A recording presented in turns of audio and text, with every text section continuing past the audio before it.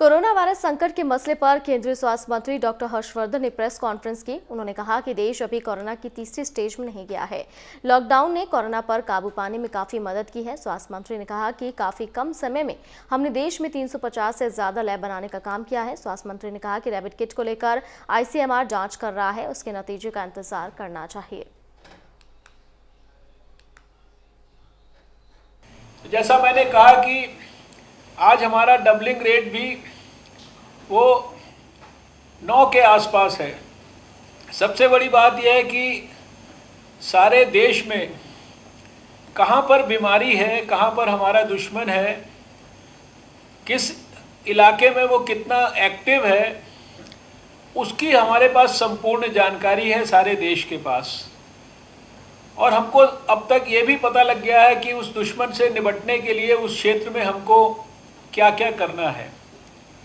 सारे देश को हमने उन ज़िलों में बांटा है जहां कोई केस नहीं हुआ है।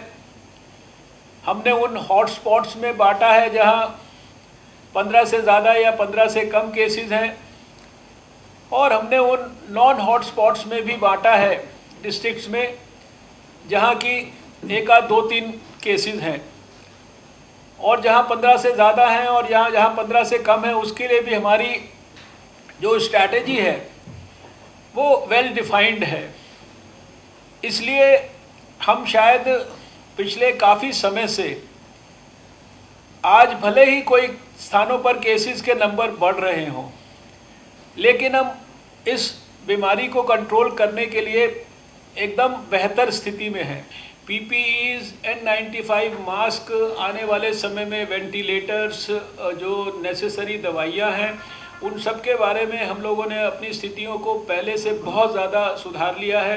PPE किट जो कि हमारे देश में बनता नहीं था, ये हमारे लिए ब्लेसिंग इन डिस्गाइज हो गया है कि अब इस समय 100 से ज़्यादा मैन्युफैक्चरर्स जो है भारत के अंदर इसके लिए तैयार हो गए हैं। एक दिन में लगभग 1 लाख से ज़्यादा PPE किट्स और 1 लाख से ज़्यादा N95 मास्क अभी हम भारत में बना रहे हैं।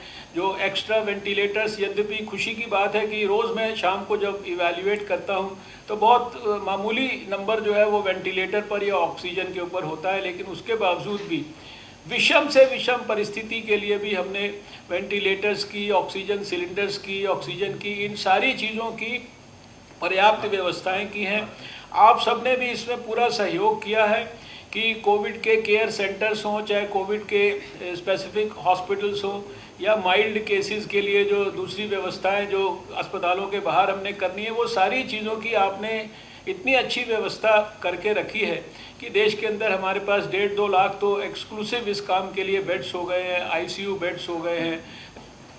कि सब एक्सपर्ट्स से बात करने के बाद भी, क्योंकि ये हम सब के मन में भय रहता है कि कहीं हम स्टेज 3 में तो नहीं चले गए हैं, लेकिन हम निश्चित रूप से अपने देश को स्टेज 3 में जाने से अभी तक आप सबके सद प्रयासों से उसको बचा कर रख पाए हैं। हाँ, ये ज़रूर है कि हमें अपने क्लस्टर्स, हमारे इलाके, हमारी तकलीफ़ कहाँ कहाँ है, इसकी विशेष रूप से जानकारी है। और इस नाते इस फोकस्ड अप्रोच के साथ अगर हमने आने वाले कुछ सप्ताहों में काम किया, लॉकडाउन हमारे को निश्चित रूप से हेल्प कर रहा है। लॉकडाउन के बारे में कुछ स्थानों पर लॉकडाउन में रिलैक्सेशंस दी गई हैं, लेकिन मेरा स्वास्थ्य मंत्रियों से विशेष रूप से यह अनुरोध है कि आप लॉकडाउन की गाइडलाइंस को और लॉकडाउन के रिलैक्सेशन के कारण हमारे को कहीं पर नुकसान तो नहीं हो रहा है, उसको स्वयं व्यक्तिगत तौर पर मॉनिटर करिए और अपने अपने स्टेट की लीडरशिप को उसके संदर्भ में आप गाइड करिए।